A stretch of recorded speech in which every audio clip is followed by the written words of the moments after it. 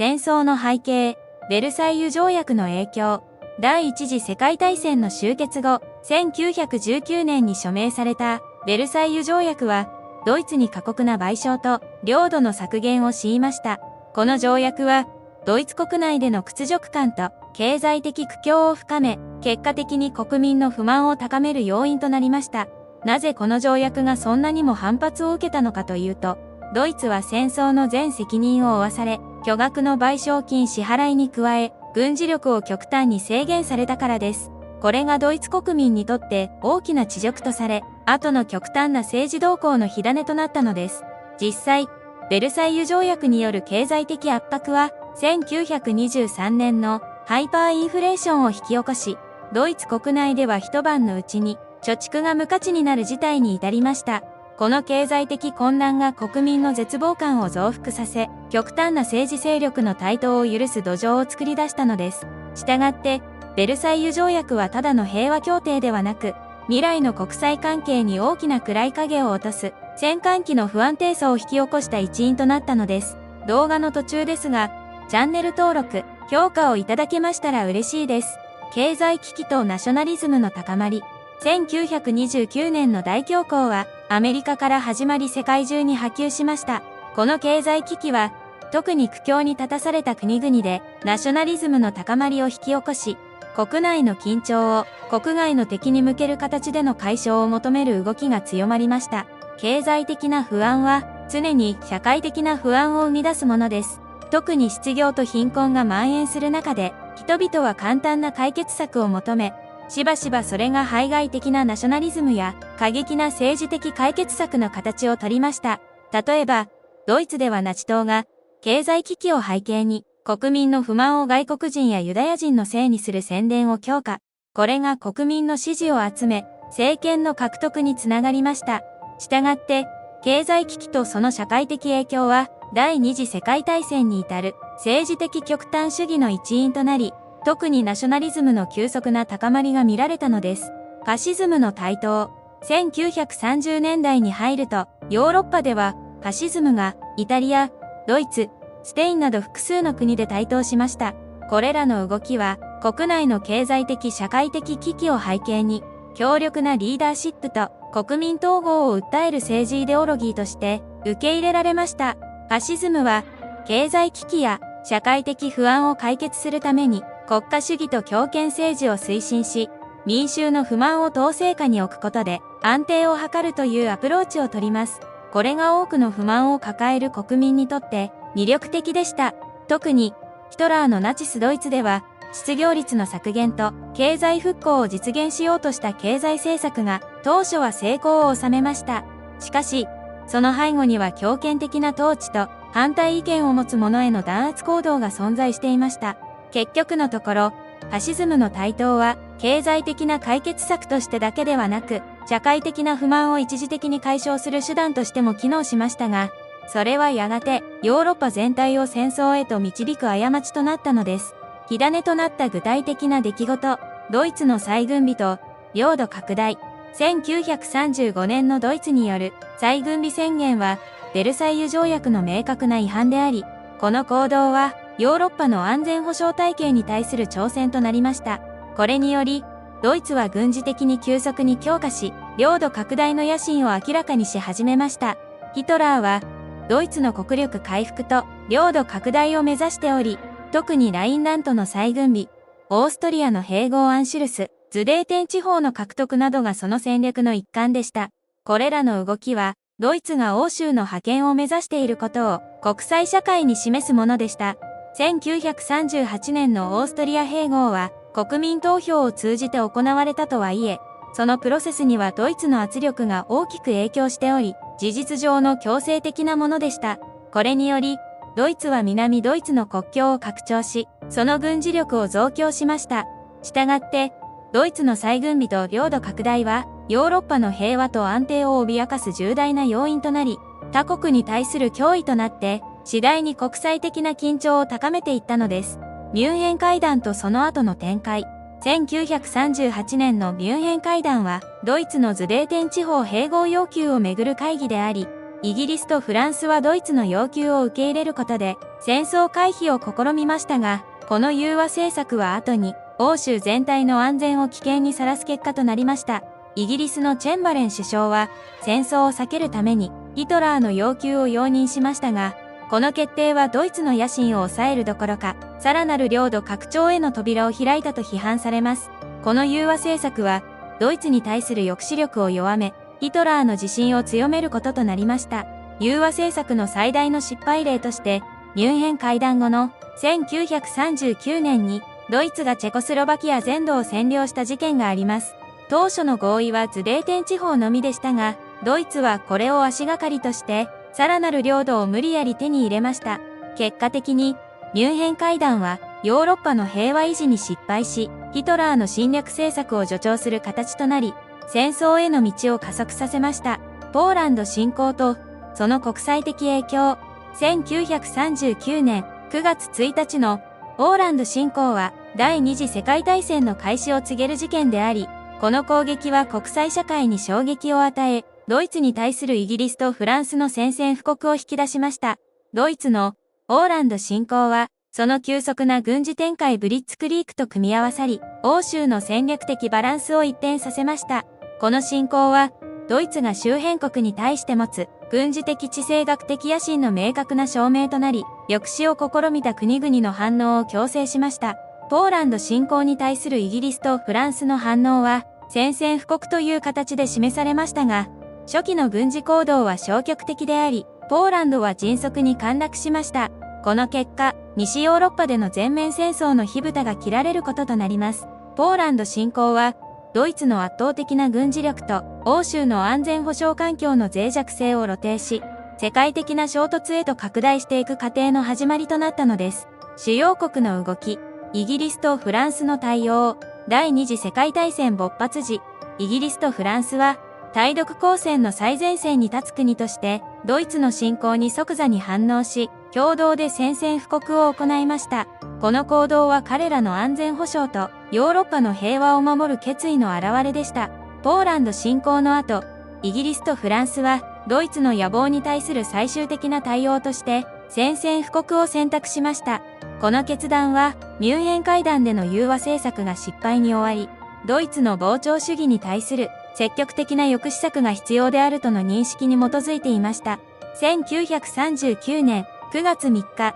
イギリス首相チェンバレンは国民に向けて戦時放送を行い、ドイツに対する宣戦布告を発表しました。フランスも同日中にドイツに対する宣戦布告を行い、これにより西欧戦線が開かれました。イギリスとフランスのこの迅速な対応は、ヨーロッパにおける戦争の拡大を避けられないものとし、後にアメリカやソ連など他の国々を巻き込む全面戦争へと発展するきっかけとなりました。ソ連とのノンアグレッション条約。1939年8月に締結されたソビエト連邦とドイツの間のノンアグレッション条約独ソ不可侵条約は戦争の予期せぬ方向への展開を示し、ソ連が当初は第二次世界大戦に積極的に介入しない道を選んだことを示しています。この条約は両国間の衝突を回避し、それぞれの国が自国の安全と戦略的利益を確保するためのものでした。ソ連は西方の戦争に巻き込まれることなく、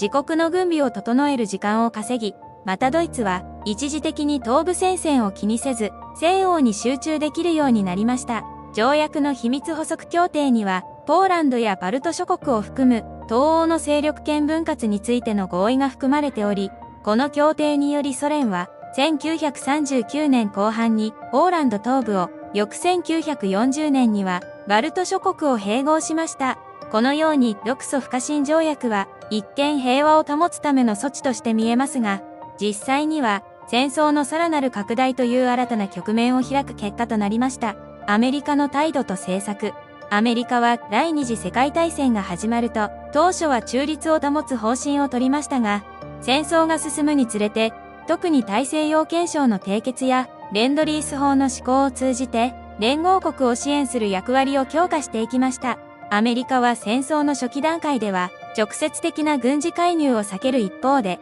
イギリスなどの連合国への支援を拡大することで、民主主義国家の勝利を支える立場を取りました。これにより、アメリカは間接的に戦争に関与することになりました。1941年のレンドリース法は、イギリスをはじめとする連合国に軍事物資を提供することを可能にし、これがアメリカ経済の一部として大きな役割を果たしました。さらに、1941年12月の日本による真珠湾攻撃は、アメリカを完全に戦争に引き込むきっかけとなりました。アメリカのこれらの政策と行動は、戦争におけるその後の動向に大きな影響を与え、最終的には連合国の勝利に不可欠な要素となりました。戦争開始へのカウントダウン、最後の外交努力、第二次世界大戦の勃発直前、特に1939年の夏には、イギリス、フランス、そしてソビエト連邦を含む主要国が緊張の高まりを抑えるために一連の外交努力を行いました。これらの努力は最終的には失敗に終わりましたが、戦争回避への最後の試みであったことは明らかです。これらの国々はドイツの膨張政策に対抗するために相互保障を確立しようとしましたが、国内の政治的制約や相互不信により有効な協定を結ぶことができませんでした。特にソ連との間での同盟形成が難航したことが努力の行き詰まりを象徴しています。1939年8月にはイギリスとソビエト連邦間で軍事協定の締結が試みられましたが、相互の疑念と実質的な支援の約束についての意見の相違により合意に至りませんでした。この外交的な空白がソビエト連邦とドイツの間でのノンアグレッション条約締結の道を開くことになります。結局、これらの最後の外交努力はドイツの野望を抑えるための十分な対策を打つことができず、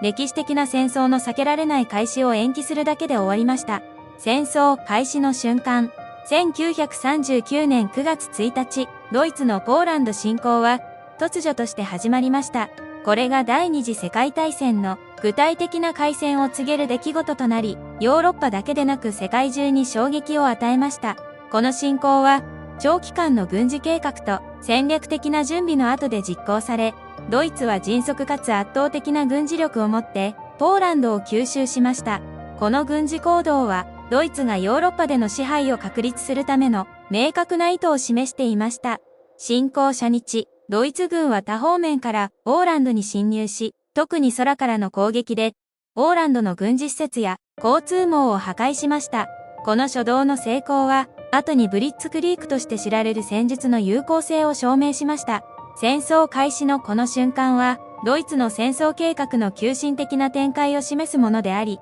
世界史上の重大な転換点となりました。世界の反応と初期の動き、ポーランド侵攻に対する世界の反応は即座であり、特にイギリスとフランスはドイツに対して宣戦布告を行いました。これにより、地域的な紛争が全面的な世界戦争へと拡大する道が開かれました。イギリスとフランスは、ポーランドに対する保証を公言していたため、その義務を果たす形で宣戦布告を行うことになりました。この反応は、西欧諸国がドイツの膨張主義に対抗するために団結する意思を示すものでした。宣戦布告後、イギリスとフランスはポーランドに対する軍事支援を試みましたが、ドイツの軍事的優位が際立っていたため、実質的な助けとなる前にポーランドは陥落しました。しかし、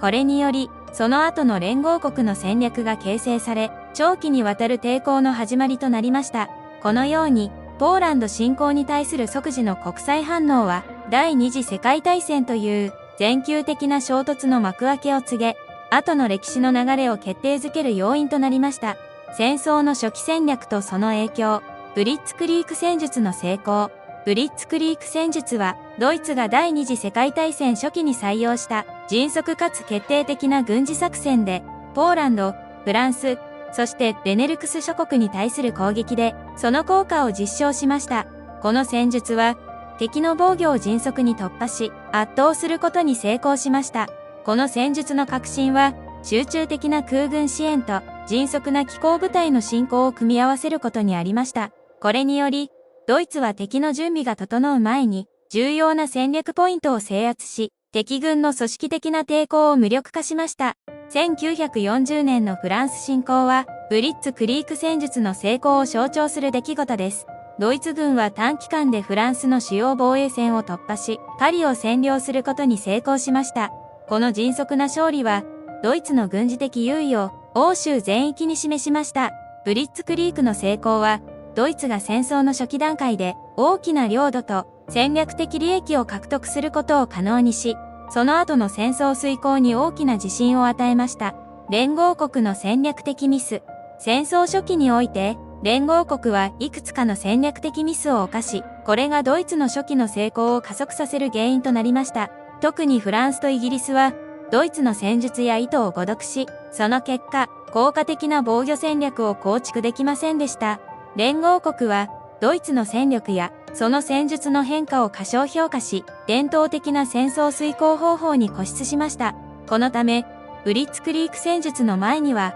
防衛線が簡単に崩れる結果となりました。フランスは、マジノ線の防御に大きく依存していましたが、ドイツは、この線を迂回し、防衛の薄いアルデンヌ地方を突破しました。この戦略的誤算は、フランス軍の迅速な敗退を招きました。このような連合国の戦略的ミスは、戦争初期のドイツの攻勢を有利に進めさせる要因となり、戦争全体の展開に深刻な影響を与えました。初期の戦争の波及効果と結果、第二次世界大戦の初期段、階での戦闘は、ヨーロッパだけでなく、全世界に広範な影響を及ぼしました。ドイツの初期の勝利は、他国に対する攻撃をさらに促進し、戦争を新たな地域へと拡大させるトリガーとなりました。ドイツの急速な軍事的成功は、その他の枢軸国にも自信を与え、同盟国としての行動を活発化させました。また、連合国内部では、戦略の再評価と